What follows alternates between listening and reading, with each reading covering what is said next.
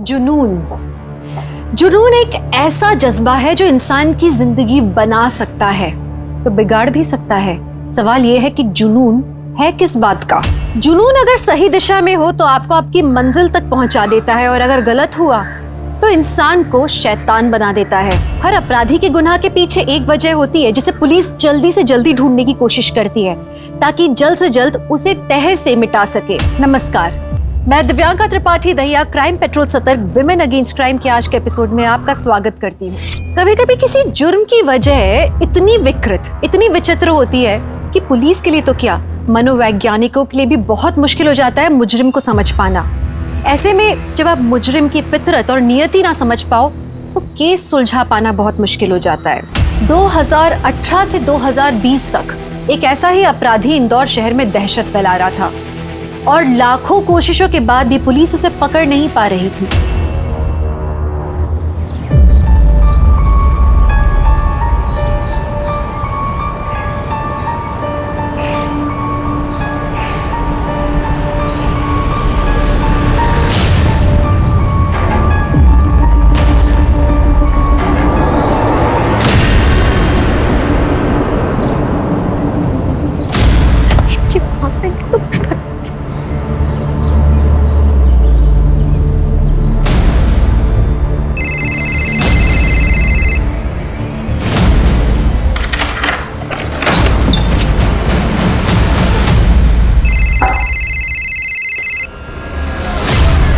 Hello, क्यों मुझे बार बार phone कर रहे हो? तुम्हें बोला है ना मुझे फोन नहीं करने के लिए।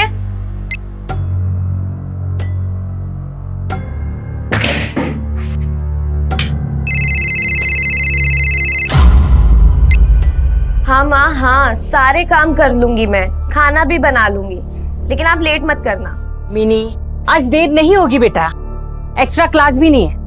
सुन, आज घर पे खाना बनाने का प्लान छोड़ दे। मैं आते वक्त भुट्टे का खीस और समोसे ले आऊंगी। तो बता, मुझे कितने थम्स अप मिलते हैं? मेरी तरफ से 5, ठीक है?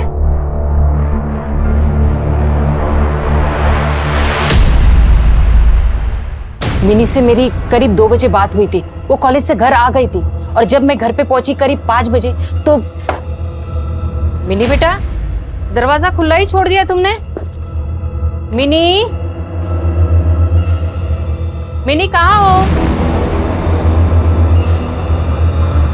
मिनी बेटा, यहाँ पे भी नहीं है। मिनी,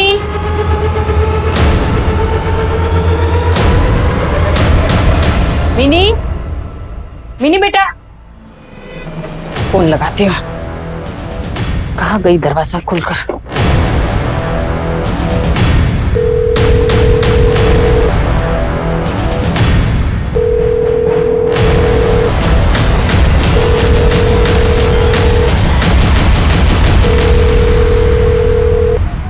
फोन यहाँ छोड़कर कहाँ चली गई?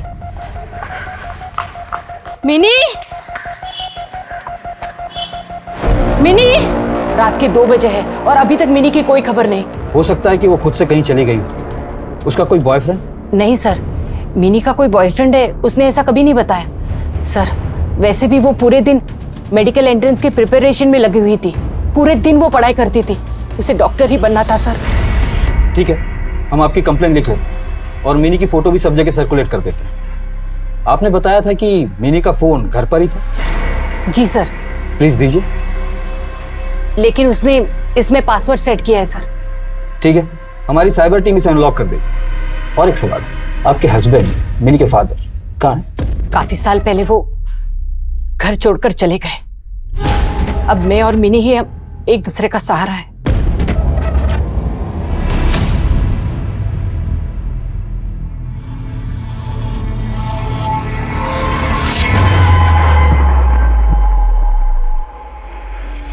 Thank you madam.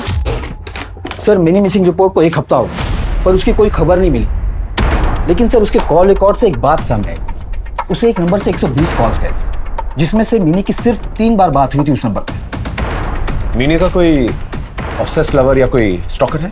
सर, उसके फ्रेंड्स और माँ को भी इसके बारे में कोई जानकारी नहीं। ये सारी बातें एक ही तरफ इशारा कर रही हैं कि मिनी खुद घर छोड़ के गई, क्योंकि ना ही कोई किडनैपिंग के साइंस है और ना ही कोई स्ट्रगलिंग की। लेकिन वो अपने घर से कोई सामान लेकर क्यों नहीं गई?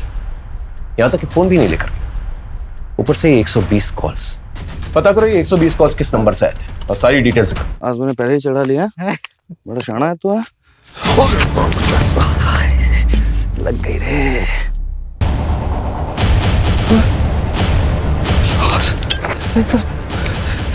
तो लाश। सर एक औरत की डेड बॉडी रिपोर्ट हुई है। कहाँ? इंदौर के बाहर देवास रोड पर बाईपास के पास।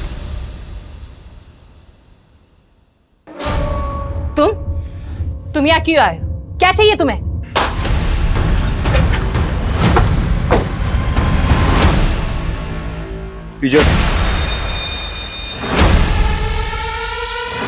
सर लाश के तो दोनों कान कटे हुए हैं और इसके तो दांत भी टूटे हुए हैं।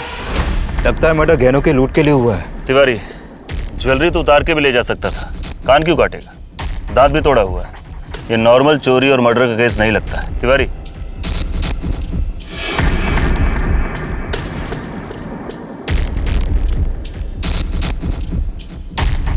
सर ये सिगरेट भर। ये तो बीपी की नॉर्मल टैबलेट्स है। लाश का पंचनामा करा के पोस्टमार्टम के लिए भेज दो। लाश को सबसे पहले किसने देखा था? मैंने सर। पहचानता है इसको? नहीं सर, ये एरिया बहुत सुनसान है तो रात को दारू पीने आ जाते हैं। अंधेरा था तो इधर से आते आते बॉडी से टकरा के गिर गया। और किसी को देखा है आते हुए? नहीं सर। गुड आफ्टरनून सर, आपने मुझे बुलाया? जी बैठिए। इट्स ओके सर, मैं ठीक हूँ। देखिए अनुपमा जी, आप पिछले 1 साल से यहाँ पर नौकरी कर रही हैं और उस दौरान मुझे भी कोई शिकायत नहीं हुई, लेकिन अभी हमारे पास एक ऐसी इन्फॉर्मेशन आई है जिसकी वजह से मुझे आपको यहाँ से जाने के लिए कहना पड़ रहा है। लेकिन सर हुआ क्या है? देखिए, हम आपको 1 महीने का एक्स्ट्रा पेमेंट दे देंगे और इससे ज़्यादा मैं आपके लिए कुछ नहीं कर सकता। मैं जानता हूँ कि आप माँ बनने वाली हैं और उसके लिए आपको ब्रेक तो लेना ही पड़ता ना, तो बेहतर होगा कि सर, जिस औरत की लाश हमें मिली थी उसका मर्डर 2 दिन पहले हुआ था, लेकिन हमारे करंट रिकॉर्ड्स में ऐसी किसी भी औरत की मिसिंग कंप्लेंट दर्ज नहीं हुई है जिसकी उम्र इससे मिलती हो। लेकिन हाँ, दयाल नगर पुलिस स्टेशन से एक 18 साल की लड़की और ओल्ड सिटी एरिया से एक 55 साल की औरत की मिसिंग कंप्लेंट की खबर मिली है। जहाँ पे लाश मिली वहाँ कटे हुए कान मिले? नहीं सर, हमने सब जगह छान मारा लेकिन ऐसा कुछ नहीं मिला। तो क्या हत्यारा कान अपने साथ ले गए? अजीब बात है। खैर, उस जगह के बारे में पता करो, कौन आता जाता है, क्या है, मुझे सारी इंफॉर्मेशन चाहिए। तुम कब तक रुकोगे यहाँ पे? मैं पुलिस में रिपोर्ट कर दूंगी, तुम जबरदस्ती घर में घुस आए हो। तो क्यों ना घुसो घर में? बेटी तो संभाली नहीं गई तुझसे। बाप हो तुम, एक भी चीज निभाई आज तक? समझ में नहीं आ रहा अब क्यों आए हो यहाँ पर? मिनी और मेरे लिए मर चुके हो तुम। पापा पापा पापा सुनिए ना, मिनी मत जाइए ना प्लीज, पापा रुक जाइए ना, मम्मी बोलिए ना पापा को। मिनी चुप कर, चले दे इनको, मैं हूं ना तेरे साथ। पापा पापा सुनिए ना। वो सालों तक इंतजार करती रही, रोती रही, और आज जब वो गायब हुई तो इतने सालों बाद अचानक से तुम आ गए। कहीं उसके गायब होने के पीछे तुम्हारा तो हाथ नहीं है? क्या बकवास कर रही तू? मैं बकवास कर रही हूँ? पुलिस कह रही थी मिनी को बहुत सारे कॉल आ रहे थे। तुम्हें बोला है ना मुझे फोन नहीं करने के लिए। वो कॉल तुम तो नहीं कर रहे थे। निकलो यहाँ से, निकलो, मैं कह रही हूँ निकलो। तुम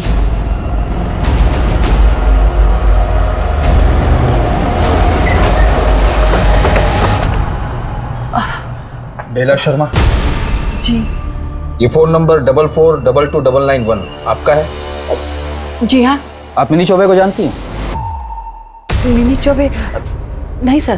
क्योंकि मिनी चौबे के फोन पर इस नंबर से कई बार कॉल गए थे। लेकिन मेरा फोन तो खो गया था, उसी बात के लिए मेरे बेटे ने मुझे बहुत डांटा था। आपका बेटा? क्या हुआ माँ, कौन है?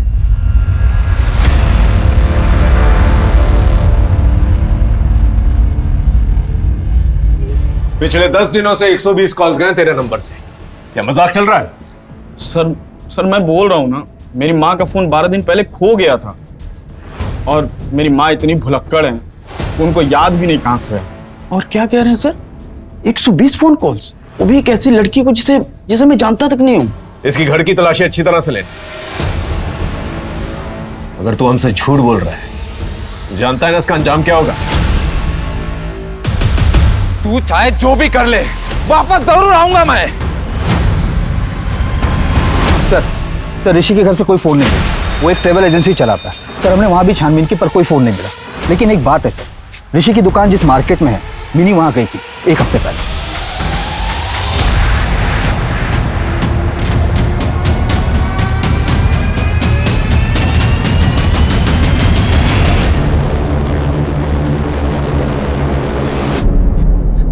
सर एक रिपोर्ट लिखवानी है सर। मेरी बीवी 2 दिन से घर नहीं आई है।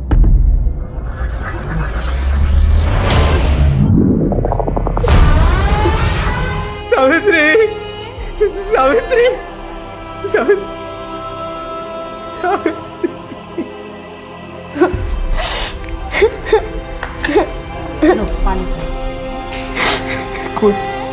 कोई क्यों ऐसा करेगा सर? उसकी किसी के साथ क्या दुश्मनी? आपकी पत्नी की हत्या 2 दिन पहले हो गई और इन 2 दिनों में आपकी पत्नी से आपकी बात नहीं हुई, तो आपने पुलिस कंप्लेंट क्यों नहीं लिखाई? क्योंकि मुझे लगा वो भोपाल में है। अच्छा सुनो, हाँ, मैं 2 दिन में भोपाल से आ ही जाऊंगी। वहां से तो मिल ही लूंगी, साथ में थोड़ी शॉपिंग भी कर लूंगी। तुम चिंता मत करो, मैं मुन्नी को संभाल लूंगा। मम्मी मम्मी मेरे लिए सूट लेके आना जो दीपिका ने मूवी में पहना था। ठीक है मुन्नी, मैं लेकर आऊंगी। फिर बाद में उसी दिन उसका फोन आया। हाँ मैं पहुंच गई हूँ, मैं जल्दी आ जाऊंगी। सावित्री तुम ठीक हो ना? तुम्हारी आवाज में कुछ परेशानी लग रही है। नहीं ऐसी कोई बात नहीं है, मैं ठीक हूँ। आप बस मुन्नी का ख्याल रखिए। कुछ और बात हुई आपकी? जी नहीं सर, एक्चुअली 2 दिन से वो थोड़ी टेंशन में लग रही थी। मैंने उससे पूछा नहीं क्योंकि हम दोनों के बीच अंडरस्टैंडिंग थी सर। मैंने सोचा वो जब बताना चाहेगी मुझे बताएगी। क्या वो बहुत महंगी ज्वेलरी पहनती थी? हमारे पास इतने पैसे कहाँ है? मैं छोटा मोटा सामान डिलीवरी का जॉब करता हूँ और सावित्री सिलाई का छोटा मोटा काम करती थी। क्या आपकी वाइफ बीपी की टैबलेट्स लेती थी? जी नहीं सर। सिगरेट्स? कैसी बात कर रहे हैं सर? जहाँ पर हमें आपकी वाइफ की लाश मिली थी वहाँ पर ये कुछ चीजें मिली हैं।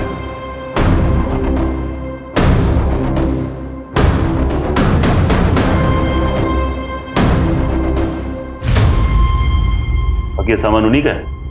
जी सर। ठीक है, आप बॉडी अंतिम संस्कार के लिए ले जा सकते।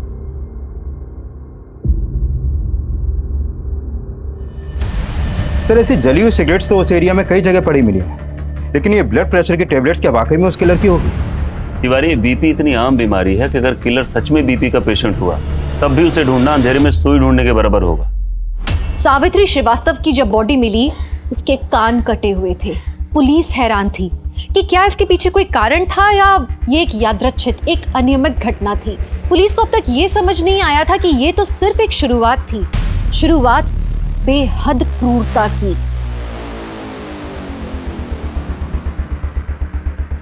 सर हमारे खबरी के अनुसार जिस दुकान में ड्रेस और कॉस्ट्यूम भाड़े पर मिलते हैं वहाँ मिनी आई थी। हाँ सर, ये लड़की आई थी इस दुकान में, इसका स्पेशल ऑर्डर था।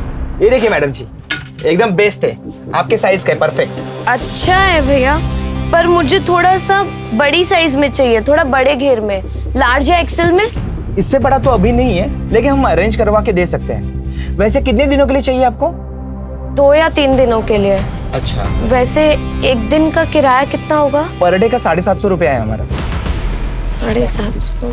ठीक है, चलेगा। ये देखिए सर, ये बिल है मिनी चौबे का। सर हम फोन करते रहे लेकिन उन्होंने फोन उठाया नहीं। और सर दुकानदार के कैश मेमो के हिसाब से ये कंफर्म है कि मिनी के गायब होने के 2 दिन पहले वो इस दुकान पर भी आई थी।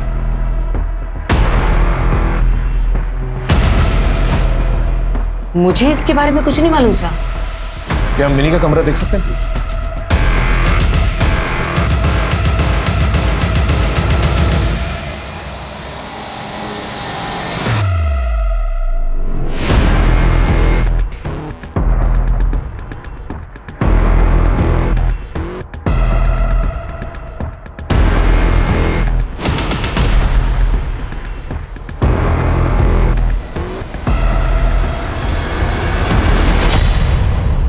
आप कौन?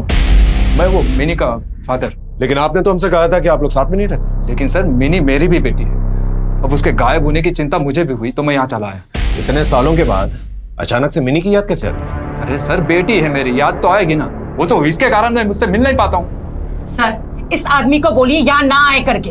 देखिए ये आपका आपसी मामला है, आपस में सुलझा लीजिए। हमें पड़ोसियों ने बताया कि वो लोग मिनी से डरते थे। इनफैक्ट उसने एक लड़के को पत्थर से बुरी तरह से मारा था। आपने हमसे ये बात छुपाई की? सर वो एकदम सीरियस टाइप की लड़की थी, लेकिन मैं उसे पसंद करता था।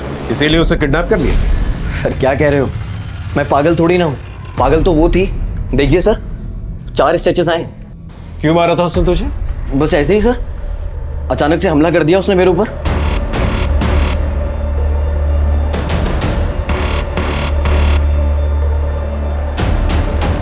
ए मनोज, जल्दी क्या डेट पे?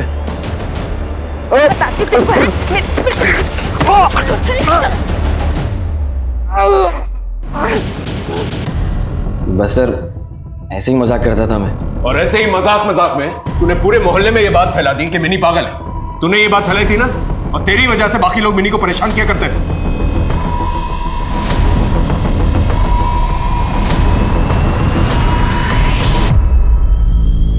इसे लॉकअप में लेके जाओ, अच्छी तरह से खातिरदारी कर। नहीं सर, मैं सब बता रहा हूँ।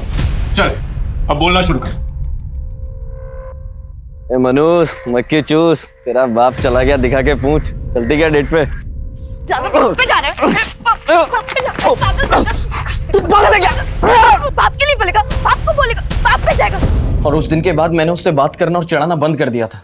बंद कर दिया था या और तरीका ढूंढ लिया था तूने? फोन किया करता था ना तू उसे धमकी देने के लिए? नहीं सर, मैं सच कह रहा हूँ, उस दिन के बाद मैंने उसे फिर कभी परेशान नहीं किया।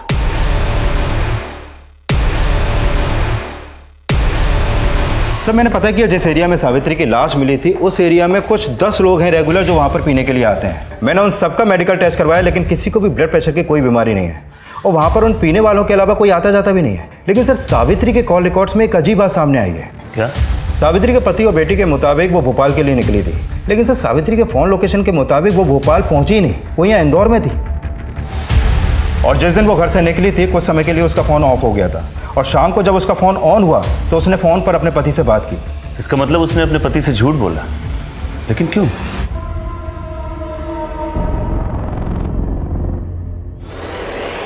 सर मिनी जब गायब हुई तो हमें स्ट्रगल के कोई निशान नहीं मिले, तो क्या हम ये मानकर चले कि मिनी अपनी मर्जी से घर से निकली थी? सर कुछ समझ में नहीं आ रहा है कि उसके साथ हुआ क्या। दोपहर का टाइम था, आस पड़ोस के लोगों ने भी नोटिस नहीं किया। सर वो आखिर कैसे गई, कहाँ गई, कुछ पता नहीं चला। इस समीर और ऋषि का कोई अपडेट? इन दोनों का मिनी के साथ कोई ठोस संबंध तो नहीं निकला और जिस फोन से मिनी को कॉल आया था उसके गायब होने के बाद से ही वो बंद है। मिनी की लाश अभी तक मिली नहीं, तो हम उम्मीद कर सकते हैं कि वो जिंदा। तब तक समीर, ऋषि और मिनी का बाप सुबोध, इन तीनों पे नजर रखो। ओके? जी सर। पुलिस एक गतिरोध तक पहुंच गई थी और हर जानकारी के साथ पुलिस का काम मुश्किल होता जा रहा था। सवाल ये था कि कोई भी मुजरिम क्यों किसी का कान काटना चाहेगा? कैसे वो मुजरिम बिना किसी की नजर पड़े वहां से निकल जाता था? जो लोग भी शिकार हुए उन सब के बीच में कौन सी सामान्य कड़ी थी और उनके बीच में असल में कोई कनेक्शन था भी या नहीं था? भैया एक दूध का पैकेट दे दीजिए। मोहसिन एक दूध का पैकेट देना। खाते में लिख लेना। पहले ही 3 महीने के पैसे बाकी है। दे देंगे भैया, मैं जल्दी काम पर वापस जाऊंगी। लेकिन अभी हमारे पास एक ऐसी इन्फॉर्मेशन आई है जिसकी वजह से मुझे आपको यहाँ से जाने के लिए कहना पड़ रहा है। इतने महीने हो गए, अब तक कहीं से कुछ पता नहीं चल पाया कि उन्होंने मुझे जॉब से क्यों निकाला था। कुछ भी हो, मैं पता करके रहूंगी कि उन्होंने मेरे साथ ऐसा क्यों किया। जब तक वो मुझे वापस नौकरी पर नहीं रखते, मैं चैन से नहीं बैठूंगी।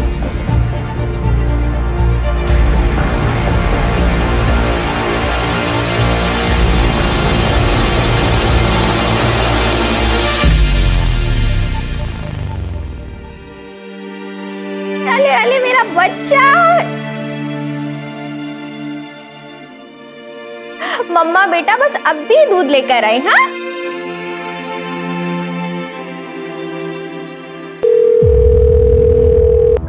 ऐसे और कितने दिन जिएंगे हम? किराने वाला पैसे मांग रहा था और तो और मेरे पास दवाई तक के लिए पैसे नहीं है। तुम आओगे तब लेते हुए आना।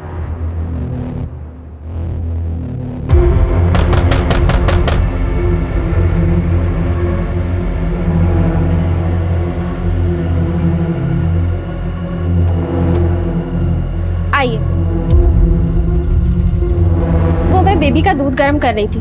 आप बैठिए।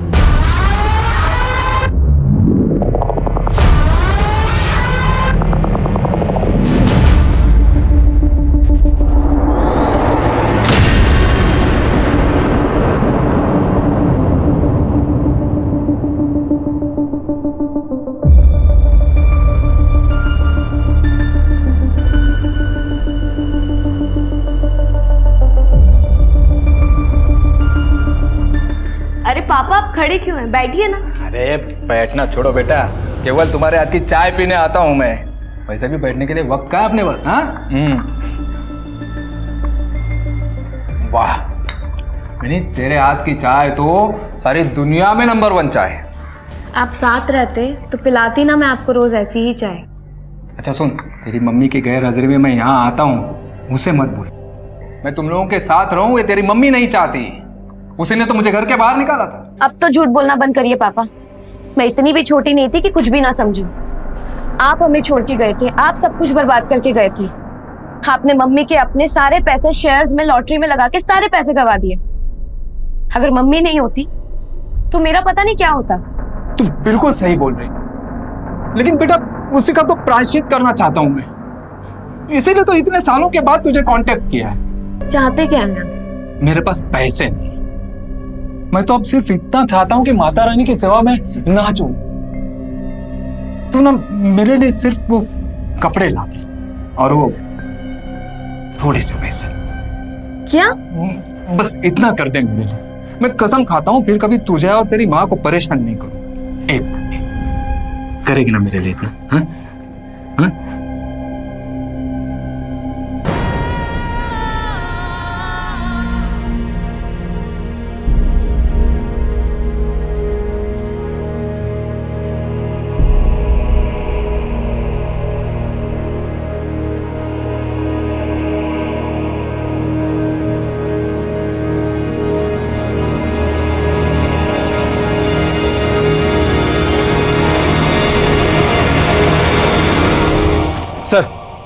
सर एक मर्डर की रिपोर्ट आई है।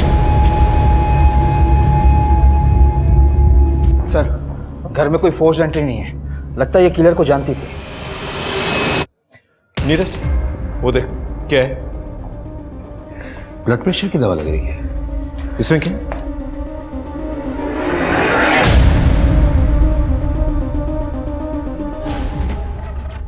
जब तक तुम अच्छा काम नहीं करोगे तब तक मैं तुमसे शादी नहीं करूंगी। यार अनु, तो फिर बच्चे का क्या होगा? इस बच्चे को मैं अपना नाम दूंगी। आप काम क्या करते हैं? सर मैं लेबर का काम करता था कंस्ट्रक्शन साइट पे। अभी डबल शिफ्ट चल रही थी, डे और नाइट। मैं डबल शिफ्ट करके जब वापस आया तो ये सिक्योरिटी का काम करती थी साहब, लेकिन उसको जॉब से निकाल दिया। क्यों?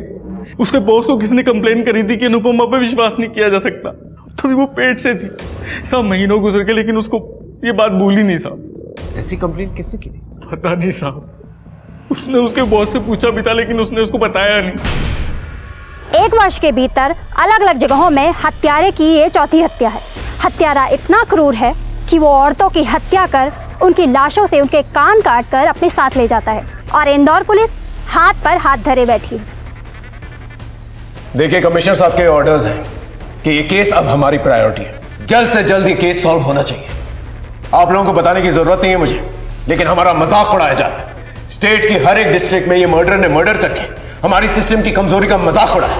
आप लोग कुछ भी करिए, नाकाबंदी करिए, छापे डालिए, कुछ भी करिए, but I want this man arrested. Am I clear? Sir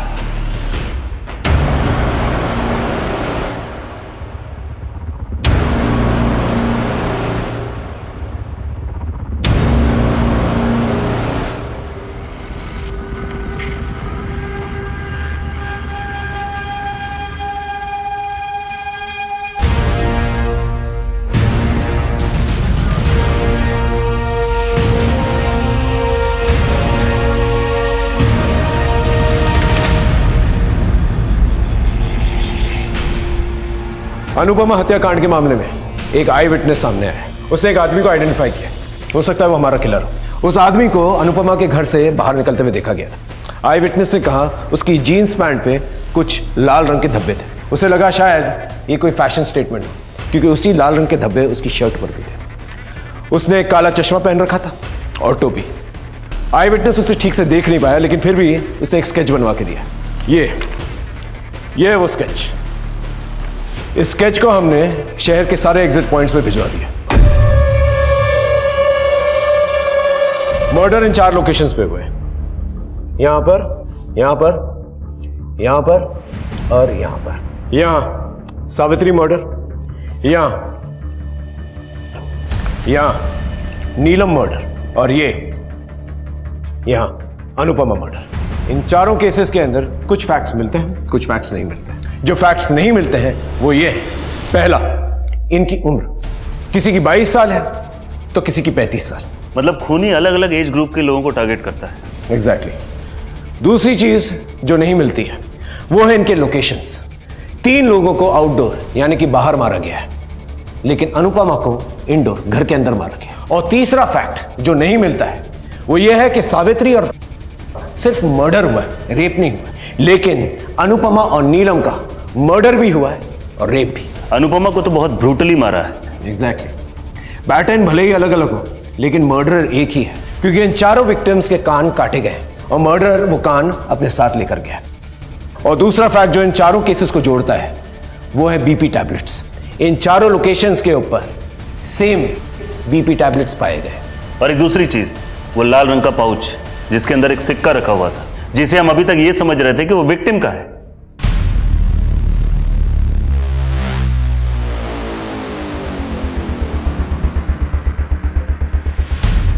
हो सकता है एक विक्टिम अभी भी जिंदा हो।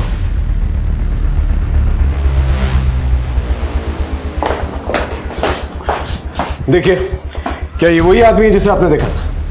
नहीं साहब, ये वो आदमी नहीं है।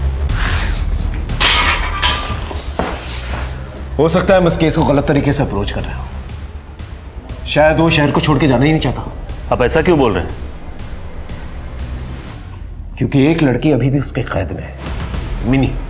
ये लड़की 1 साल पहले गायब हुई थी, और जब मैंने उसके घर की तलाशी ली थी तो उसके कबर्ड में मुझे ऐसी लाल पोटली मिली थी। और इस लड़की की लाश अभी तक नहीं मिली, और ये मर्डरर कभी भी अपनी लाशों को छुपाता नहीं है। तो हो सकता है कि मिनी अभी भी उसकी कैद में हो और जिंदा हो। नीरज सर, मिनी की फाइल निकालो जल्दी। जी सर। 2 चीजें हैं जो मिनी के केस को इन चारों केसेस से जोड़ती है, जो उस वक्त हमें समझ में नहीं आई। वो ये है कि मिनी जीटी बाजार गई थी, और वो 120 कॉल्स जो उसे किसी नंबर से आए थे, और वो नंबर इस एरिया में कहीं जाकर खो जाता है। ये देखिए, नीलम मर्डर केस, जिस दिन इसका कत्ल हुआ ये भी जीटी मार्केट गई थी। इसका मतलब इन चारों केसेस में एक चीज कॉमन है, ये चारों लड़कियां मरने से 2 दिन पहले जीटी बाजार गई थी, सेम एरिया सेम लोकेशन। इसका मतलब मर्डर जो है अपने शिकार को इसी एरिया के अंदर, इस मार्केट प्लेस में चूज करता है। सारे सस्पेक्ट के फोन रिकॉर्ड चेक करो, लोकेशन चेक करो, पता करो कौन सा नंबर है जो विक्टिम के लोकेशन के आसपास भी एक्टिव था और जीटी बाजार में भी एक्टिव था, जिस दिन ये सारे विक्टिम जीटी बाजार गए थे।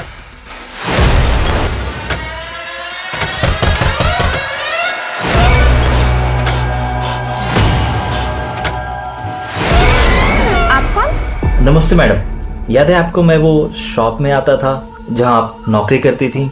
हाँ, आपका कैसे आना हुआ यहाँ? मैडम, आप इतनी ईमानदार और इतनी अच्छी एम्प्लॉय थी कि आपके साथ बहुत बुरा हुआ, मगर आप चाहो तो एक दूसरी नौकरी है दूसरे शॉप में, मैंने सोचा पूछ लेता हूँ। हाँ, आइए ना, अंदर आइए आप। वो मैं बेबी का दूध गर्म कर रही थी, आप बैठिए। कमिश्नर साहब का बार बार फोन आ रहा है, समझ में नहीं आ रहा है केस कब सॉल्व होगा। सर, मिल गया। एक नंबर है जो चारों मर्डर स्पॉट पर एक्टिव था। जीटी मार्केट में उस टाइम पर भी एक्टिव था जब सावित्री, नीलम, फातिमा और अनुपमा अपने मर्डर के 2 दिन पहले गई, और मिनी भी गायब होने के पहले वहां पर गई थी। और उसी मार्केट के पास एक फार्मेसी है, हमने वहां पर भी चेक किया तो उन्होंने कंफर्म किया कि वो आदमी जिसका ये मोबाइल नंबर है ब्लड प्रेशर का मरीज है। रुक जाओ।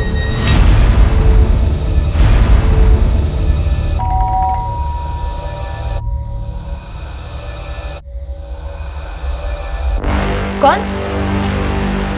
नमस्ते मैडम, मैं वो लुक एट मी ड्रेस वाले के यहाँ से आया हूँ। अच्छा, पर मुझे तो बोला था कि शॉप से पार्सल कलेक्ट करना है। वो क्या है ना मैडम, हम बहुत सारे स्कूल के फंक्शन की डिलीवरी करते हैं। अब आपका पार्सल रेडी था तो सेठ ने कहा जाते हुए देते आना। ओके ठीक है, तो लाओ पार्सल। कैसा है ना मैडम, इतने सारे पार्सल की डिलीवरी है, अब आपका वाला पार्सल कौन सा है मुझे याद नहीं। आप प्लीज़ टेम्पो तक आके खुद देख लीजिए। ठीक है। आए मैम, ये बक्से में ही है। हाँ मैम, आप खुद ही आके देख लीजिए ना इनमें से।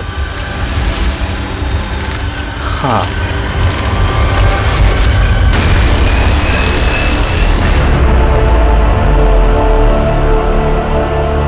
प्रायश्चित, प्रायश्चित।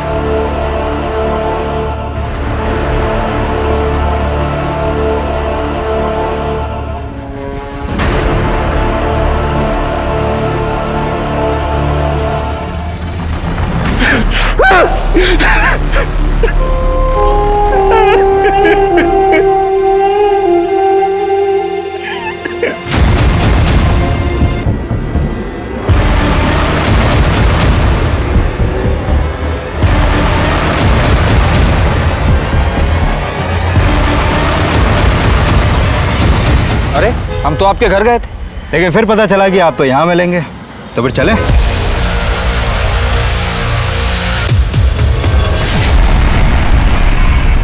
Good afternoon sir. Good afternoon madam, मैं वो चांदी के सिक्कों की पोटली का सप्लायर हूँ। जी सर, जेंट्स लोगों का चेकिंग उस तरफ है, आप उस तरफ जाइए।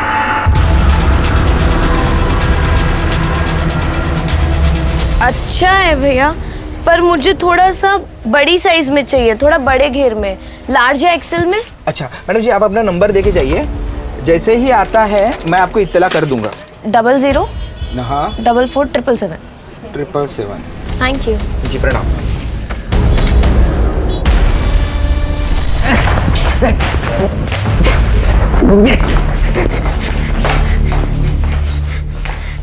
चलो बताना शुरू कर।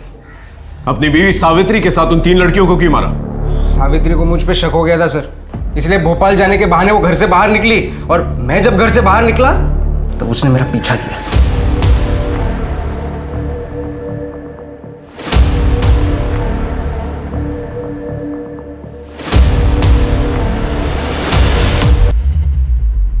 ये क्या हो रहा है? सावित्री तुम, सावित्री सुनो, मेरी बात सुनो, सुनो मेरी बात। ये सब क्या हो रहा है? हाँ सावित्री मेरी बात सुनो। छोड़ो मुझे, मैं खुद ही देख लेती हूँ। सावित्री, सावित्री रुको। सावित्री, और तूने अपनी बीवी की हत्या कर और मारने के बाद उसके फोन से खुद को फोन किया और रिटर्न कॉल करके खुद ही रिसीव किया। 1 साल पहले एक लड़की किडनैप हुई थी, मिनी, उसे भी तूने किडनैप किया। कौन? नमस्ते मैडम, वो लुक एट मी ड्रेस वाले से आया हूँ। ये लाल पोटली क्यों छोड़ के जाता था वहां पर? अरे ये तो मेरा गुड लक है सर, ये लाल कलर, ये मैं शगुन के तौर पे हर लड़के को देता हूँ ताकि मरने के बाद उनका भी लक अच्छा हो जाए। मिनी को चोरी के फोन से फोन किया करता था ना तू? क्यों? मजा आता था सर। मजा आता था? वो तो मुझे बहुत पसंद थी मिनी, उसे क्यों मारूंगा? उसे मैंने संभाल के रखा है। अच्छा सर, दूध नहीं पिलाएंगे? दूध चाहिए? चाहिए? कान काटता था, उन कानों का क्या करता था तू? बोल। चीनी थोड़ी ज्यादा डाल देना।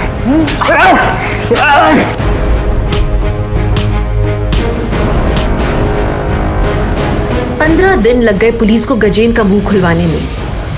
गजेन का फोन लोकेशन ट्रेस किया,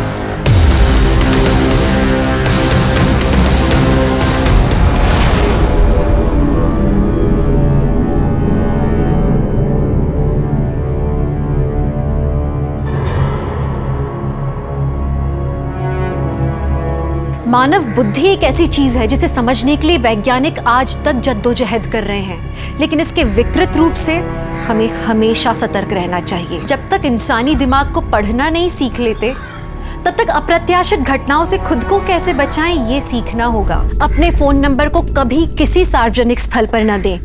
अपने इरादों को अपने प्रियजनों से कभी गुप्त न रखें, और ये कहना कभी भी पर्याप्त नहीं होगा कि अपने घर के दरवाजों को अंदर से सख्ती से बंद करें।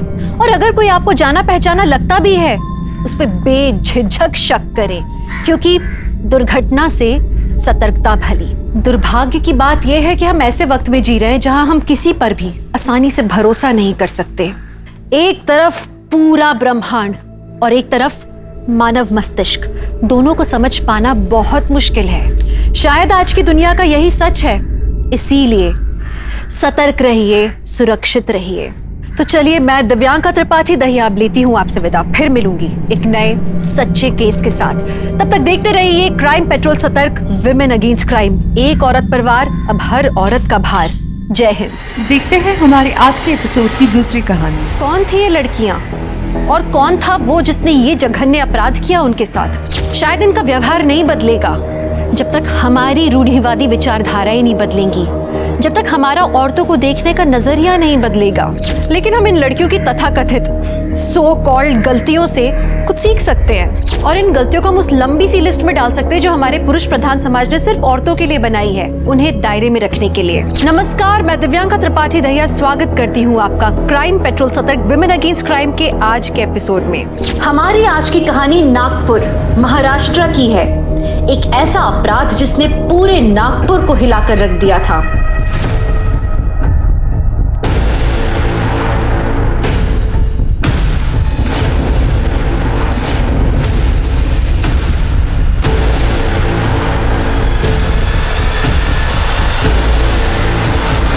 तो जैसा कि आप देख पा रहे हैं, ये निधि कामत हैं और निधि कामत नागपुर के जाने माने बिजनेसमैन प्रेम कामत की बेटी है।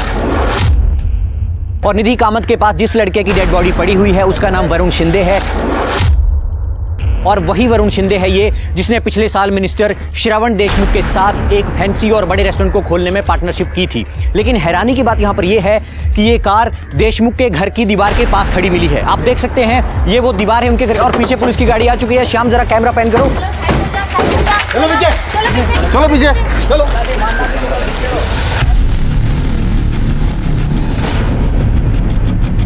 बोलो, नहीं खुल रहे सर, रखने की बोलो।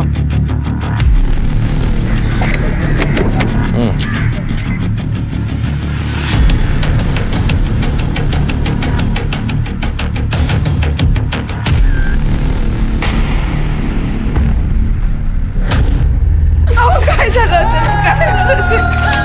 दीदी! दीदी!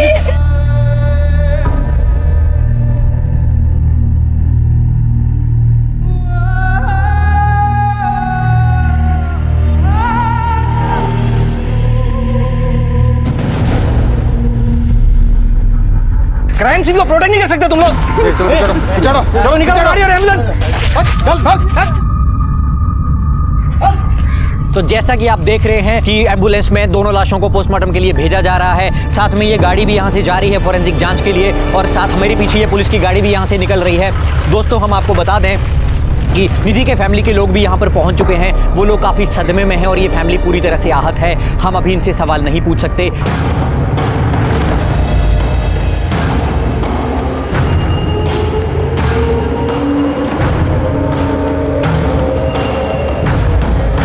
ताराबाई नगर पुलिस स्टेशन। हे बघा, इन्वेस्टिगेशन में हमने पाया है कि निधि कामत जिसकी उम्र 24 साल और वरुण शिंदे जिसकी उम्र 27 साल थी, उन दोनों ने कार के अंदर सुसाइड कमिट किया है। और पोस्टमार्टम रिपोर्ट से हमें पता चला है कि दोनों ने भारी मात्रा में नींद की दवाइयां खा ली। उसके बाद दोनों ने मृतक वरुण शिंदे की गाड़ी में अपने आप को लॉक कर लिया और वहाँ दोनों की दम घुटने की वजह से मृत्यु हो गई। दोगानी आत्महत्या के लिए है। पुलिस ने मान कैसे लिया कि सुसाइड केस था और वो इतने जल्दी इस नतीजे पे कैसे पहुंचे? क्या पुलिस पे कोई दबाव था या उन्हें सच में ये यकीन था कि ये सुसाइड था? कहते हैं ना कि ज्यादती ज्यादा देर तक नहीं चलती, कोई ना कोई गुनाह के खिलाफ आवाज जरूर उठाता है, और यहाँ भी कुछ वैसे ही हुआ। केस सर खोटा है। श्याम का कैमरा टर्न करो, कैमरा टर्न। इस केस को दबाया जा रहा है। मेरी ताई निधि और उनके मंगेतर वरुण शिंदे का मर्डर हुआ है, और उनका मर्डर मिनिस्टर श्रवण देशमुख ने किया है। आप मिनिस्टर देशमुख के ऊपर इतना बड़ा इल्जाम लगा रही हैं, कोई प्रूफ है आपके पास? वरुण और श्रवण देशमुख के बीच अभी कुछ ही दिन पहले रेस्टोरेंट को लेके बहुत बहस हुई थी, और उसकी नजर तो शुरू से ताई पे थी, जब से ताई मिस नागपुर बनी। हटाओ हटाओ इसे, हटाओ सबको। और आप लोगों ने तो सब देखा है कैसे मेरी ताई का सलवार मेरी ताई का रेप हुआ है। साइड में आ जाइए मैम। तुम लोग मेरी आवाज को दबा नहीं सकते हो।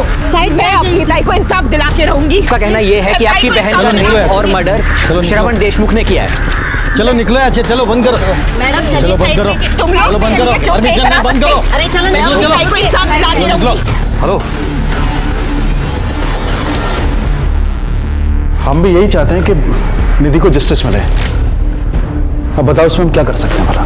अगर कोई श्रवण देशमुख को टक्कर दे सकता है ना दादा, तो वो सिर्फ आप है। आपके पास उससे ज्यादा पावर है, लोग आपकी सुनते हैं। सही बात है प्रीति, जबकि तुम हमारी पार्टी के यूथ विंग का हिस्सा हो और तुम्हें पता है कि इस तरह के मामले कितने डेलिकेट होते हैं। हमारा डायरेक्टली इन्वॉल्व होने का मतलब है पॉलिटिकली इशू बन जाना। वैसे भी कार और डेड बॉडीज श्रवण देशमुख के घर के बाहर मिली हैं, सीधा सीधा केस बनता है। हमें इस तरह केस में पड़ने की जरूरत ही नहीं है, पुलिस अपने आप देख लेगी। वही तो प्रॉब्लम है दादा, पुलिस कुछ कर ही तो नहीं रही है। आज केस भी क्लोज कर दिया उन्होंने। पहले तो तुम रो मत, अगर कोई कुछ नहीं कर रहा है तो तुम खुद करो। मैं? हाँ तुम केस को रीओपन करवाओ, जरूरत पड़े तो पार्टी के रिसोर्सेज का इस्तेमाल करो। पर कैसे दादा? प्रीति तुम युवा हो, इस देश की युवा, और युवाओं ने इतिहास बदल दिया है।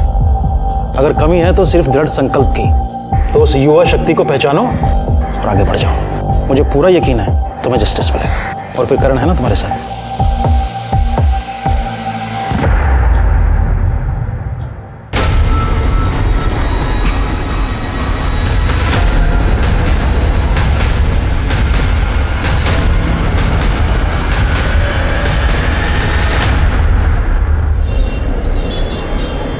मूर्ख है इसका तो, मुझे पूछा क्यों नहीं?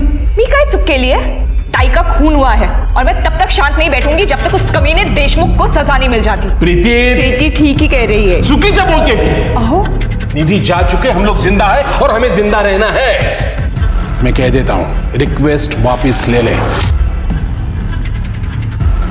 मैं रिक्वेस्ट वापस नहीं लूंगी। प्रीति प्रीति बेटा खाना खा तू भी। और मिस नागपुर डेथ केस मामले में एक सनसनीखेज खबर सामने आ रही है। सरकार ने निधि की बहन के द्वारा की गई याचिका कि एसआईटी इस केस को रीओपन करे को मंजूरी दे दी गई है। और इतना ही नहीं, हमारे सूत्रों से हमें पता चला है कि एसआईटी की टीम यहाँ पे पहुंच चुकी है और उनकी गाड़ी यहाँ पे आ चुकी है। आपको दिखाते हैं, एसआईटी के ऑफिसर यहाँ पे पहुंच चुके हैं। आइए उनसे बात करते हैं। सर, क्या कहना है आपका इस मामले के बारे में? अरे हमसे ज्यादा तो जानकारी आप लोगों को। कोई नई खबर हमारे पास आ जाएंगी तो हम बता देंगे, आप पब्लिक को बता दीजिए। Excuse me. जी good luck sir, good luck. Sir, miss Nagpur case की इतनी इन्फॉर्मेशन है हमारे पास। मिस नागपुर?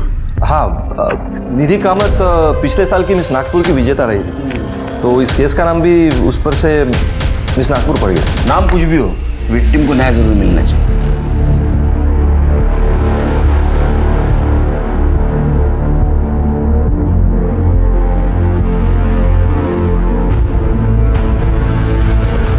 क्या है शिंदे ये?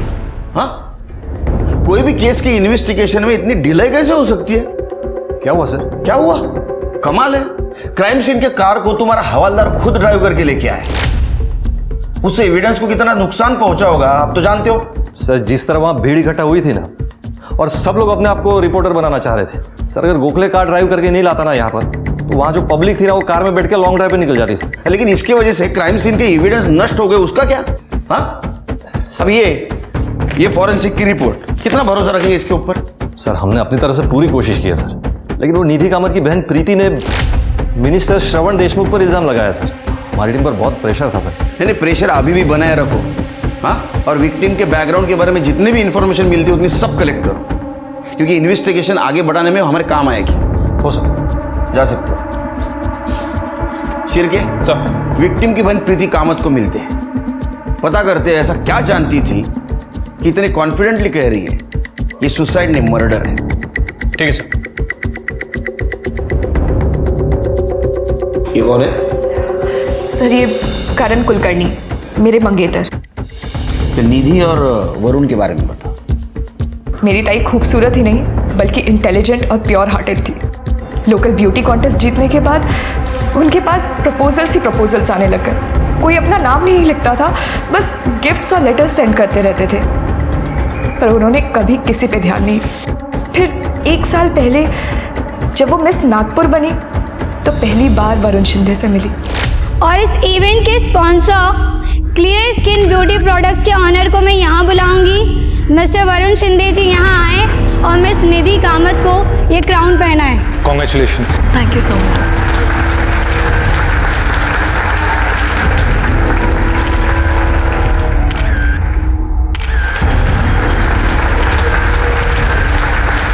It was amazing night. Thank you so much. Bye bye. See you. Take care. Bye. अरे आप गए नहीं अभी तक? मैं बस निकल ही रहा था तो मैंने सोचा कि तुमने आज जो मुझे क्राउन पहनाने की अपॉर्चुनिटी दी थी तो मेरा भी फर्ज बनता है कि उसके बदले में मैं तुम्हें डिनर पे लेके चलूं। ताई को वरुण से प्यार हो गया था।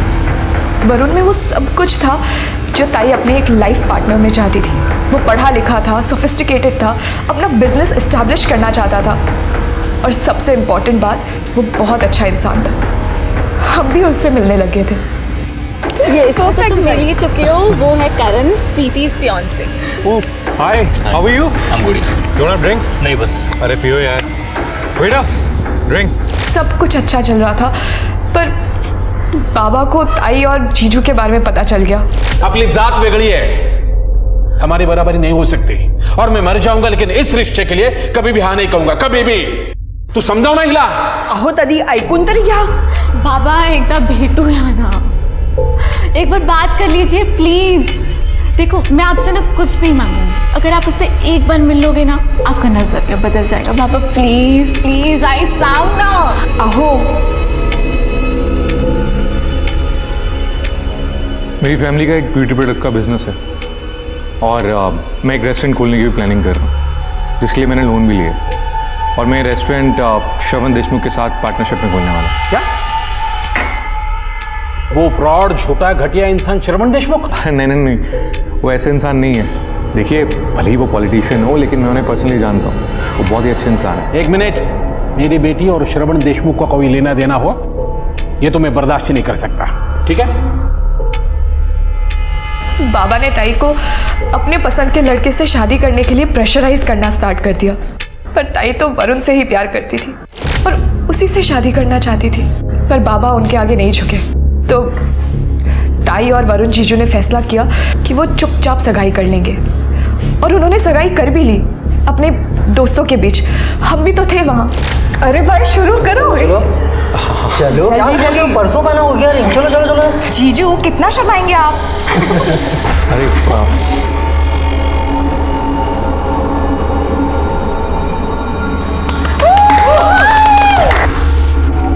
रुको एक सेकेंड।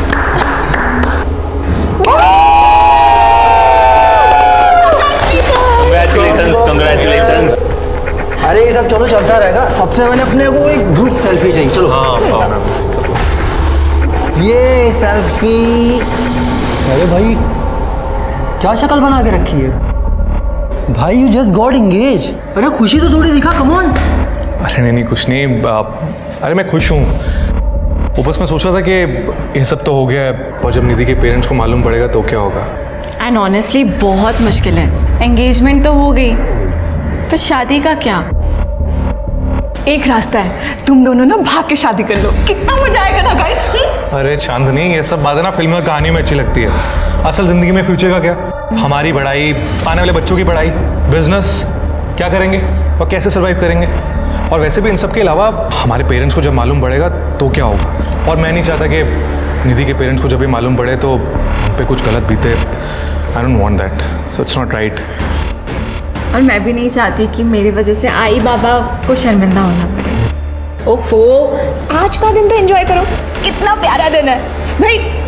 जीजू और ताई का एक डांस बनता है। हाँ माहौल बहुत अच्छा था सर, दोनों बहुत खुश थे।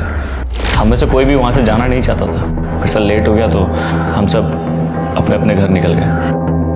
निकलने से पहले ताई ने मुझे बोला था कि वो घर पे मिलेंगी, तभी बात करेंगी। और वो दोनों फिर वरुण जीजू की कार में निकल गए, हम सब भी निकल गए। करण ने मुझे घर ड्रॉप किया और फिर अगले दिन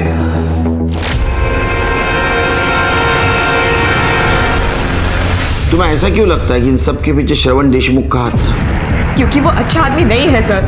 ताई ने मुझे बताया था। वरुण उन्हें जब श्रवण देशमुख से मिलाने ले गया था तो उसका बर्ताव ताई की तरफ सही नहीं था। सर, हम लड़कियों को पता चल जाता है कौन हमें किस नजर से देख रहा है या किस इरादे से छू रहा है। उसने एक दिन ताई को अपने घर भी बुलाया, वरुण जीजू के बिजनेस के सिलसिले में बात करने के लिए। मैं भी गई थी ताई के साथ। मिस नागपुर, तुम चाहो तो मैं तुम्हें पार्टी का एम्बेसडर बना सकता हूँ। हमारे साथ रहेंगी तो देश क्या वर्ल्ड फेमस हो जाएंगे। आप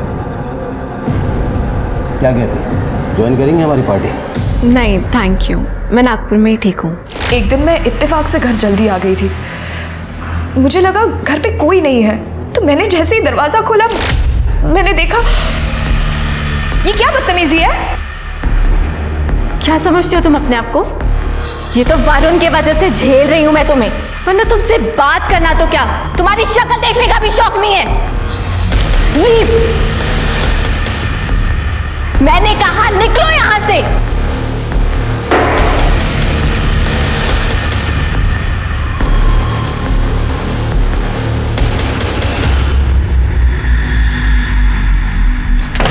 तो श्रवण ने कुछ नहीं किया ना सर।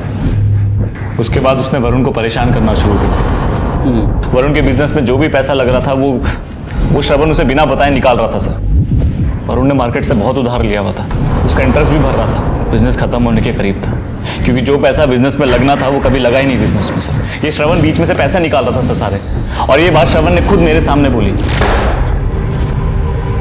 तेरी हिम्मत कैसे हुई मुझे धोखेबाज कहने की? मैं धोखेबाज तो बहुत ही अच्छा शब्द है। तू तो आस्तीन का सांप है जिसने मेरे भरोसे को डसा है। ये तमीज से बात कर। कितना घटिया आदमी ना, अच्छे से जानता हूं मैं। निधि को किस नजर से देखता है? हाँ, उसके घर गया था ना, उसको छू कर आया तू?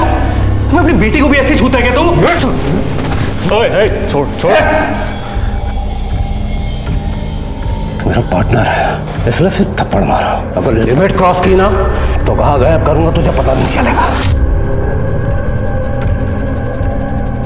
और अपनी वो पार्टनरशिप खत्म। क्या तेरे कहने से पार्टनरशिप खत्म हो जाएगी क्या?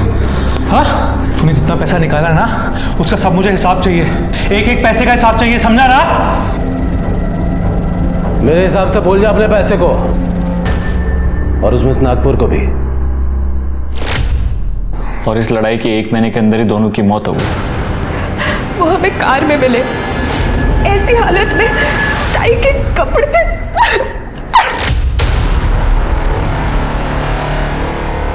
सर, हमें शक है कि श्रवण ने पहले निधि का रेप किया और उसके बाद उसका मर्डर। निधि की सलवार उसकी एड़ी तक थी सर। अब आप ही बताइए, अगर कोई सुसाइड करेगा तो अपने कपड़े इस हालत में क्यों छोड़ेगा? उनके शरीर पे निशान थे, ऐसा लग रहा था जैसे किसी ने बुरी तरह से उनको मारा हो। सर, आप प्लीज श्रवण देशमुख को छोड़िएगा मत, उसको सख्त से सख्त सजा दीजिएगा।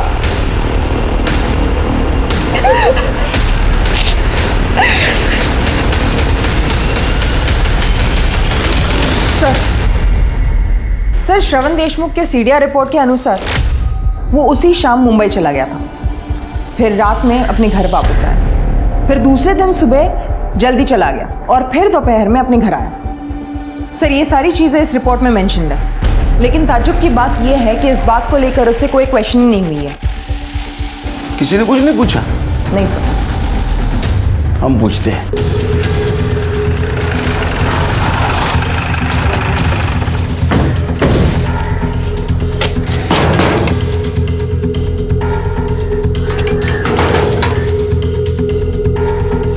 जी कहिए। श्रवण जी है? जी रुकिए। सर, बाहर कुछ पुलिस वाले आए हैं। क्या चाहिए उन्हें? अरे, आप बिना परमिशन के अंदर कैसे आ सकते हैं? तुम्हारे साहब को बोलो, एसआईटी की टीम आई है मुंबई से, मिस नागपुर केस के बारे में बातचीत करनी है। जाइए आप लोग यहाँ से, मुझे इस बारे में कोई बात नहीं करनी है। मुझे करनी है बात आपसे। कुछ ऑप्शन भी नहीं है, कुछ सवाल पूछने हैं आपसे। वारंट लेकर आया है? नहीं ना, जब वारंट लेकर आओ ना तब यहाँ पर आना। चलो श्री। और जैसा कि आप लोगों ने अभी देखा कि एसआईटी श्रवण देशमुख से मिलने आई क्योंकि विक्टिम की बहन ने उनके ऊपर संगीन आरोप लगाए हैं, किंतु श्रवण देशमुख ने कोऑपरेट करने से बिल्कुल मना कर दिया और एसआईटी को वापस लौटना पड़ा। इस खबर के ऊपर हमारी नजर बनी हुई है। आप देखते रहें टीवी 13। मैं कैमरा पर्सन श्याम के साथ मोहित शर्मा। बाबा देख रहे हैं, आप अभी भी चुप रहेंगे? अभी भी यही कहेंगे कि वो दोषी नहीं है?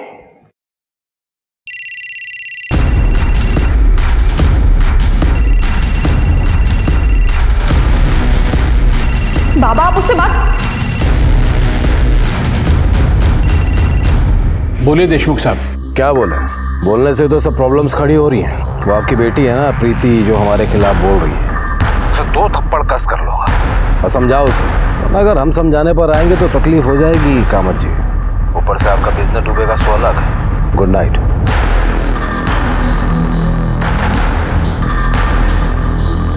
अहो अहो ऐका तरी माझं। अहो अहो अहो सुनिए। लिखो यहाँ, मुझसे बहुत बड़ी गलती हुई है और इस केस के बारे में मुझे आगे इन्वेस्टिगेशन नहीं चाहिए। लिखो। बाबा आपको पता है मैं ऐसा कुछ नहीं लिखूंगी। प्रीति क्या कर रहे हैं आप? बाबा क्या आप भी श्रवण देशमुख के साथ हैं? उसके साथ मिलके आपने ताई और जीजू को मारने की साजिश की है क्योंकि आप नहीं चाहते थे कि उन दोनों की शादी हो। प्रीति अरे क्या बोल रही है तू? क्या कर रहे हैं आप ये? देखिए एक बेटी खो चुकी हूं मैं, दूसरी को नहीं खोना चाहती हूँ। चुप, बिल्कुल चुप। जब तक इसके दिमाग से पर निकल नहीं जाता इसकी सूरत नहीं देखूंगा। निकल जा। आप क्या मुझे निकालेंगे बाबा? मैं खुद आप जैसे डरपोक आदमी के साथ नहीं रहना चाहती और अब तो मैं ताई को इंसाफ दिला के रहूंगी। प्रीति प्रीति सुन मेरी बात। प्रीति फिर क्या करण? घर छोड़ दिया मैंने। क्या होगा? तुम अभी एमजी रोड पे हूँ। ठीक है, तुम वहीं वेट करो, मैं आता हूँ।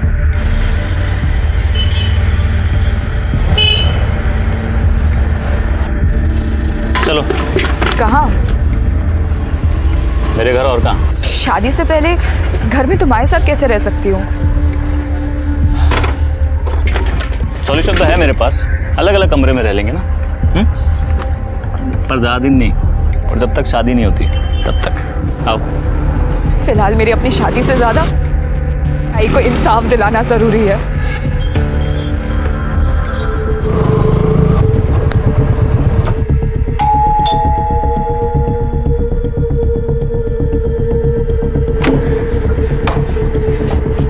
आई। खुश रहे। अरे बाबा कैसे हैं?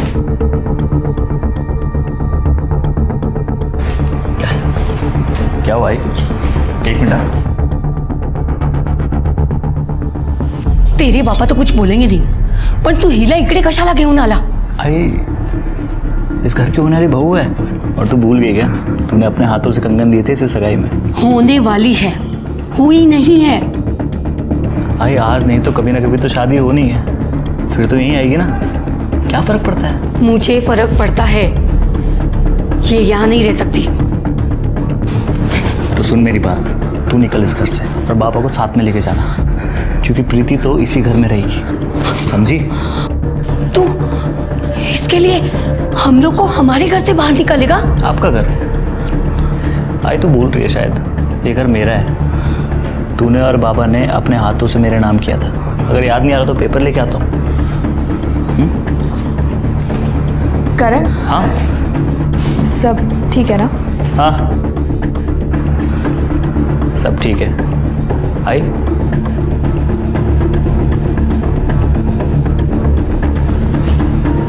तुम आओ मेरे साथ, तुम्हें तुम्हारा कमरा दिखा देती हूँ।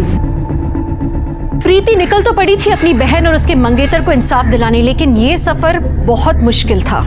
इस समय सिर्फ श्रवण ही नहीं, उसके पिता भी दुश्मन नजर आ रहे थे और गजेंद्र अपनी राजनीति कारण साथ नहीं दे पा रहा था। इस बीच में अगर कोई प्रीति के साथ था तो वो करण था। करण के सपोर्ट और खुद की दृढ़ता के कारण प्रीति ने इस लड़ाई को जारी रखा। प्रीति बार बार एसआईटी को फोन कर करके उनसे केस के प्रोग्रेस के बारे में पूछ रही थी। उसे उम्मीद थी कि एसआईटी कोई जादू की छड़ी घुमाएंगे और श्रवण को दोषी करार देंगे। ऐसा तो नहीं हुआ, लेकिन एसआईटी जब कोर्ट के ऑर्डर का वेट कर रही थी कि श्रवण उनकी इन्वेस्टिगेशन में मदद करे, तो एसआईटी को पहला क्लू मिला अपना। ये देखो, ये वरुण की नाक लाल है, निधि की नहीं थी। सर हो सकता है ये पुरानी चोट हो। पोस्टमार्टम रिपोर्ट में ऐसा कुछ मेंशन नहीं है। क्योंकि पोस्टमार्टम रिपोर्ट के हिसाब से इन्होंने नींद की गोलियां खाई थी, लेकिन मुझे लगता है उनको गोलियां खिलाई गई, फिर इसी हालत में निधि के साथ रेप किया गया हो। जब बेहोशी की हालत में दोनों नहीं मरे तो उनको कार की पिछली सीट पे रखा था। कार को दीवार से लगाया गया, उसका हीटर ऑन किया, गाड़ी लॉक कर दी ताकि ऑक्सीजन खत्म हो जाए और घुटन से दोनों मर जाए। सिर के मुझे सुसाइड नहीं, मर्डर लगता है। लेकिन जब दोनों नहीं मरे तो एक कातिल पैनिक हो गया और दिन निकलने वाला था, सड़क पे लोग भी आने वाले थे, तो उसने पक्षी का दरवाजा खोला होगा, उसको कुशन दिखा, वो कुशन उसने लिया और निधि का मुंह दबोच दिया। अब वो वरुण को भी मारना चाहता था। लेकिन सर गाड़ी तो दीवार से एकदम चिपक के पार की गई है, तो वरुण की साइड का दरवाजा खोलना तो बहुत मुश्किल है। शिरकेत, तूने फोटो में देखा वरुण की बॉडी दरवाजे की उस तरफ झुकी थी, तो वरुण को मारने के लिए वो निधि के ऊपर से गया, उसने वरुण का मुंह भी ऐसा दबोचा, लेकिन वो इतना फोर्स नहीं दे पाया, तो या तो उसने कुशन नीचे गिरा दिया होगा या कुशन नीचे गिर गया। बाद में उसका नाक उसने दबा दिया, क्योंकि उसकी नाक बहुत लाल थी और उसकी मौत भी नाक दबाने की वजह से हुई है। क्या लगता है तुम्हें? सर पॉसिबल तो है सर, जैसे अभी आपने वरुण का नाक दबाने के लिए यहाँ पे सपोर्ट लिया, सर हो सकता है कि कातिल ने भी ऐसा कुछ सपोर्ट लिया हो अपनी बॉडी को एडजस्ट करने के लिए। हो सकता है। इसका मतलब कांच पे कातिल के फिंगरप्रिंट होने चाहिए, जो पहले जांच में मिस हो गए। फिर के हैदराबाद से फिंगरप्रिंट एक्सपर्ट को बुलाओ और कार की फिर से जांच करवा। ठीक है सर।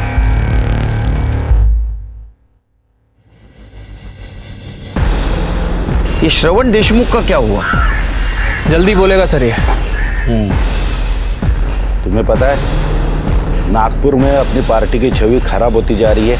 मैं सब जानता हूँ कदम जी, ये सब मीडिया वालों की साजिश है। बिना आग के धुआं नहीं उठता।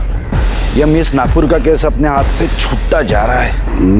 मैं सब ठीक कर दूंगा कदम जी। जल्दी करना भाई,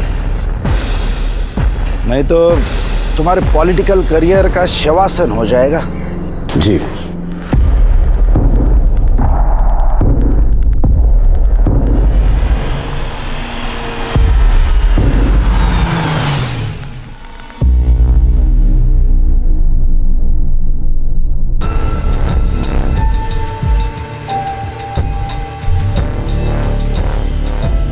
फोन दिखाओ अपना। मैं रिकॉर्ड कर लिया तो तुम भी दिखाओ।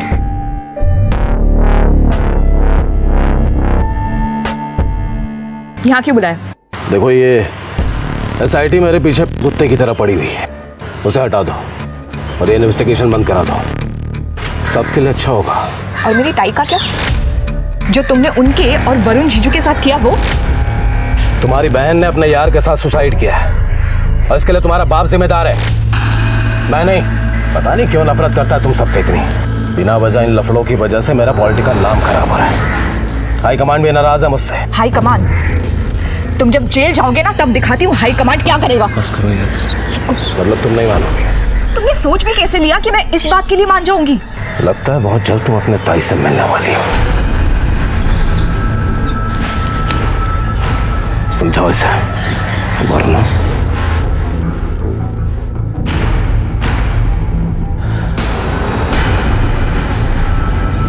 प्रीति तुम टेंशन मत लो, दिख रहा है वो कितना डरा हुआ है, इसमें तुम्हारी जीत है, सब ठीक होगा।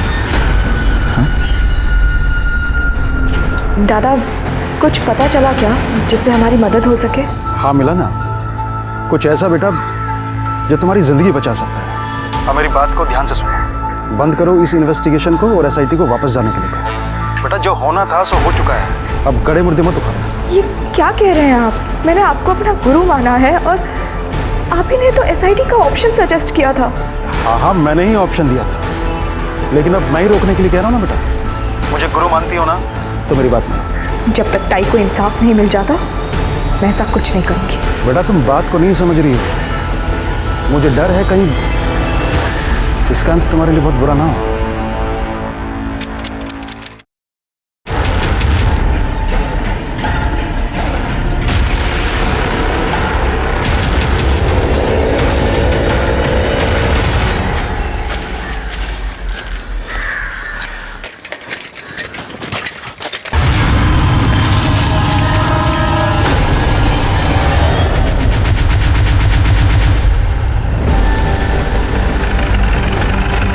तब मैं आया ना तब देखा इधर वो लड़के गिरे थे। अभी पुलिस आएंगे। क्या है? चलो चलो पीछे पीछे हटो, काम नहीं है। चलो आगे चलो। सर ये तो प्रीति कामत है। देख के लगता है कल रात को मर्डर हुआ है।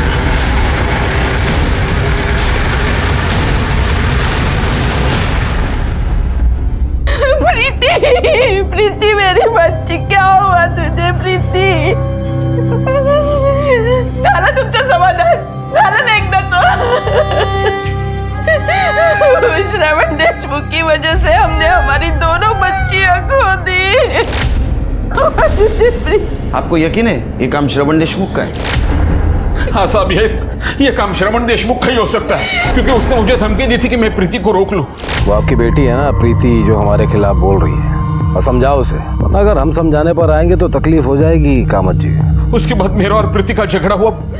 प्रीति घर छोड़ के भाग गई और करण के साथ रहने लगी। और आपने उसे जाने दिया? प्रीति नहीं नहीं, प्रीति प्रीति प्रीति प्रीति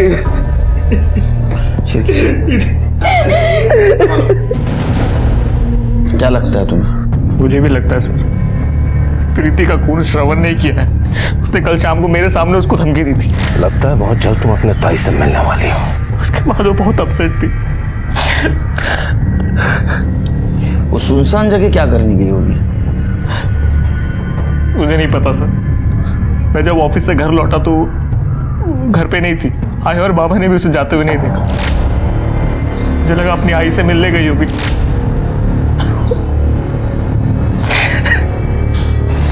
ठीक है, जाओ तो।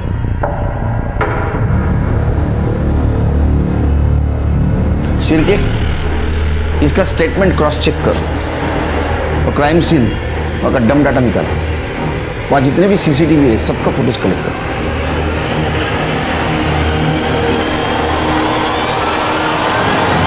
आखिर प्रीति को किसने मारा? क्या अपनी बहन को इंसाफ दिलाने की चाहत ही प्रीति की मौत का कारण बनी, या इसके पीछे की वजह कुछ और थी? पुलिस ने फिंगरप्रिंट एक्सपर्ट को बुलवाया और उन्हें कार की खिड़की से एक पार्शियल फिंगरप्रिंट भी मिला।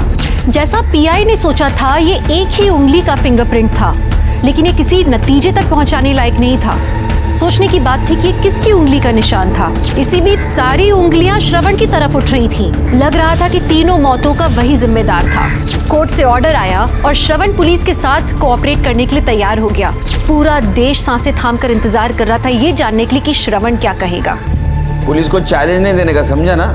अगर हम लोगों ने डिसाइड कर लिया ना तो किसी को भी बुला सकते हैं हम यहाँ। और सबसे मेन बात, कानून से कोई नहीं बचेगा। चल रख, फोन रख। देखिए, मैंने कुछ नहीं किया, ना ही निधि के साथ, ना ही प्रीति के साथ, ना ही किसी और के साथ। तो वो प्रीति ने कंप्लेंट किया, ऐसा मजाक मजाक में की? कंप्लेंट तो मैं भी कर सकता हूँ किसी के खिलाफ, पर सबूत कहाँ है? अब बिना सबूत कंप्लेंट के कोई मायने नहीं होते। और वो वरुण के साथ जो झगड़ा हुआ था वो भी झूठ है? हाँ, वो सच है।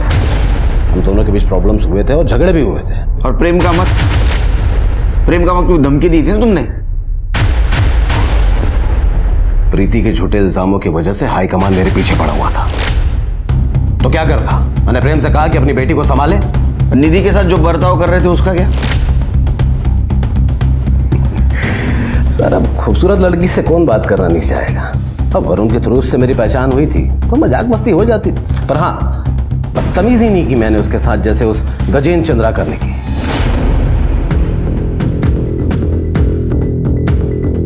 मतलब बुरी नजर थी उसकी निधि पर।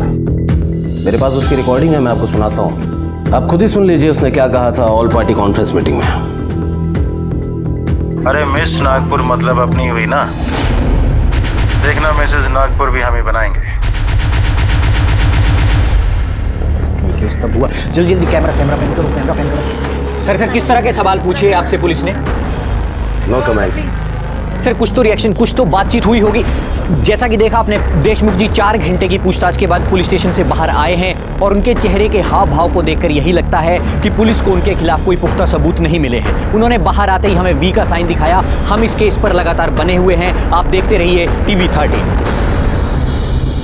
सर ये तो एंटी क्लाइमैक्स हो गया, हमारे पास भी उसके खिलाफ कुछ नहीं है। ये एक्सपीरियंस्ड पॉलिटिशियन है शेर के, लेकिन इसने हमें एक नया एंगल दिया है। क्या वाकई में एक गजेंद्र चंद्राकर इस केस में इन्वॉल्व तो नहीं, या हमें कंफ्यूज करने के लिए ये श्रवण ने उसका नाम लिया है? सर प्रीति की पोस्टमार्टम रिपोर्ट से पता चला है कि एक्सेसिव ब्लड लॉस की वजह से उसकी मौत का टाइम रात से 12 से 2 बजे के बीच का है। सर उसके प्राइवेट पार्ट में ड्राइड सीमेंट के ट्रेसेस मिले, लेकिन पूरे बॉडी पर इंजरी या कोई मार्क्स नहीं मिले जो रेप या ज़बरदस्ती की तरफ इशारा करे। करण के साथ रहती थी ना? सर करण को बोला DNA सैंपल लेने की जरूरत नहीं है सर। प्रीति और मेरे बीच सर श्रवण की धमकी के बाद प्रीति बहुत परेशान थी और मैं उसका साथ दे रहा था, उसकी मदद कर रहा था सर। पता नहीं हम दोनों कैसे एक दूसरे में इन्वॉल्व हो गए, कुछ पता ही नहीं चला सर। तो फिर तुमने उसकी स्थिति का फायदा उठाया? आज शपथ सर, ऐसा कुछ नहीं हुआ सर। हम दोनों के बीच जो भी हुआ है एक दूसरे की मर्जी से हुआ है सर। हम दोनों तो अगले हफ्ते शादी भी करने वाले थे। ये देखिए सर मैंने कार्ड तक बना दिए थे, ये देखिए सर। मैं अपने कुछ क्लोज दोस्तों और रिश्तेदारों को भेजने भी वाला था। ये बहुत सिंपल शादी करना चाहते थे सर। फिर आगे क्या हुआ?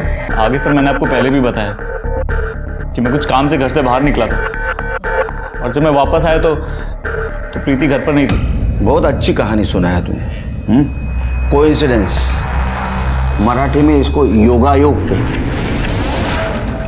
मतलब योगायोग नहीं मालूम? हमारे डम डाटा के हिसाब से तुम्हारा मोबाइल स्विच ऑफ होने से पहले जहां प्रीति का मर्डर हुआ ना, उसके आसपास का लोकेशन दिखा। सर आप कहना क्या चाहते हैं? नीचे बैठो, इतना कहना चाहते। बैठो।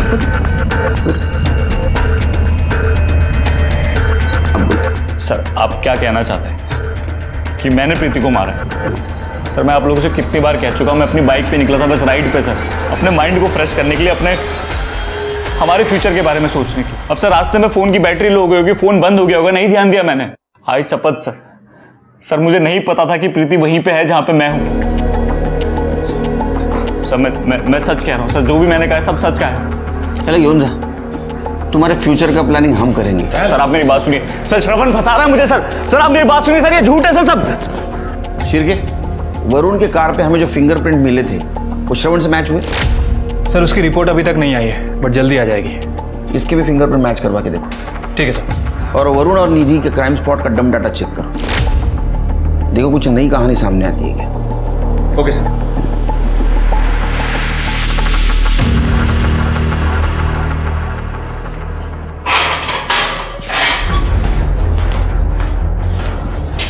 तुम जो बोल रहे थे जिस दिन प्रीति का मर्डर हुआ वहां तुम नहीं थे, कहीं और बाहर घूम रहे थे बाइक से, वो सच हो सकता है? सर मुझे छोड़ रहे हैं सर आप लोगों को पता क्या होगा पक्का कि ये जो मैंने कहा सब सच है?